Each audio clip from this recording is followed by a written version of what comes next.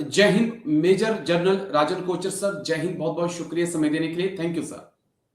जय हिंद राजन जी, धन्यवाद आपने मुझे इनवाइट किया अपने प्रोग्राम के लिए। 2 पॉइंट में थोड़ा सा समझाइएगा। एक तो खबर आई कि अग्निवीर जो अब बाहर आएंगे, जून जुलाई में शायद पहला बैच आएगा, वो कम से कम 5 से 6 महीने तक शादी नहीं कर सकते हैं, जब तक कि परमानेंट जो अग्निवीर हैं वो वापस उनको बुलाया नहीं जाता। यानी कि एक चीज तो क्लियर है कि सब बाहर आएंगे, उनमें से 25% को बाहर लिया जाएगा, लेकिन कहा गया है कि जिसने शादी कर ली वो 25% में नहीं आएगा।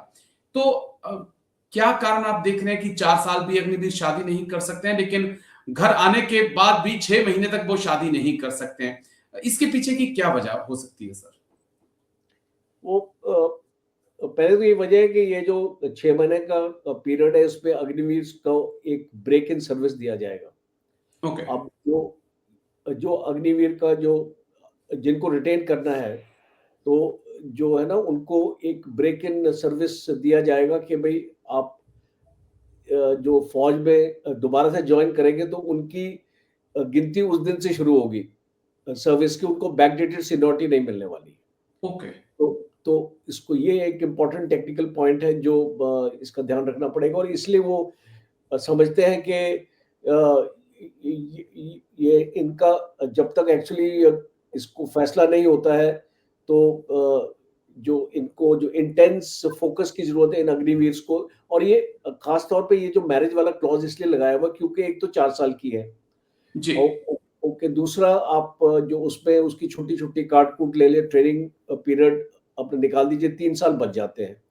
और 3 साल में अगर वो शादी भी कर देता है, फिर उसका फोकस अलग हो जाता है, अपनी फैमिली की तरफ चला जाता है, बच्चे हो जाएंगे, तो अपनी ये उसके ऊपर प्रेशर ज्यादा पड़ता है। गवर्नमेंट की सोच मैं बता रहा हूँ जी। तो गवर्नमेंट ने इसको क्यों रूल ये निकाला है, सही या गलत हम उस पर डिबेट कर सकते हैं, बट ये गवर्नमेंट की ये सोच है कि भाई जो इंटेंस फोकस चाहिए ट्रेनिंग के लिए, और इसलिए वो शादी नहीं कर सकते। और 4-6 महीने का वो जो पीरियड इसलिए आपका दिया हुआ बिकॉज उसमें उनको परमानेंट भी करना है, उनका वो भी है। तो ये उस टाइम पे भी गवर्नमेंट फील करती है कि इनको जो डिस्ट्रैक्शंस नहीं होने चाहिए लाइफ में, और जो इस प्रकार से इसको मुझे लगता है कि ये सोच हो सकती है। ठीक है, बस आखिरी सवाल, क्योंकि ये जो 2026 है बड़ा अहम है तमाम सर्विंग पर्सन्स के लिए भी और रिटायर जो हो चुके हैं वेटरन्स हैं उनके लिए भी। सबकी नजरें 8वें वेतन आयोग पर हैं। आई होप वो लागू तो हो चुका है, कब तक मिलेगा ये तो अभी सरकार ही जाने, लेकिन क्या इसका फायदा अग्निवीरों को आप देख रहे हैं सर कि अग्निवीरों को भी कोई फायदा होगा 8वें वेतन आयोग का, जिनकी एक सैलरी फिक्स कर दी गई है कि आपको 22,000 मिलना है, आपको 30 मिलना है, आपको 40 मिलना है, उनको भी कोई फायदा होगा सर? डेफिनेटली, बिकॉज आप अग्निवीर में ज्यादा डिस्ट्रीब्यूशन नहीं कर पाएंगे, बिकॉज दैट ऑल्सो उसका लीगल भी आपका सही नहीं रहेगा। तो मुझे एक्चुअली लगता है कि 8 पे कमीशन में अग्निवीर को भी उसका फायदा इसको मिलना चाहिए, और आई थिंक मिलेगा, बिकॉज एक डिस्पैरिटी नहीं रख सकेंगे आप इतनी सारी, बिकॉज 8 पे कमीशन अगर हम हर एक पे कमीशन में देखें तो उसमें आपकी सैलरीज में इजाफा ही होता है, और इसको एक अच्छा 10 से 20% का आपको हाइक मिलती है उसमें, उससे ज्यादा भी मिलती है कई केसेस में।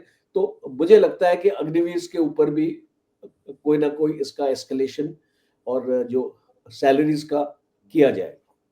चलिए, ये तो अच्छी बात है, क्योंकि अग्निवीर भाई भी यही चाहते हैं कि कम से कम हमारी सैलरी बढ़े, और कौन नहीं चाहता, अग्निवीर हो चाहे कोई भी हो, सब यही चाहते हैं। लेकिन शुक्रिया, बहुत बहुत शुक्रिया major general Rajan Kochar sir, आप आए, मुद्दे पे बात की। Thank you sir. जय हिंद, take care sir. Thank you. जय हिंद, धन्यवाद।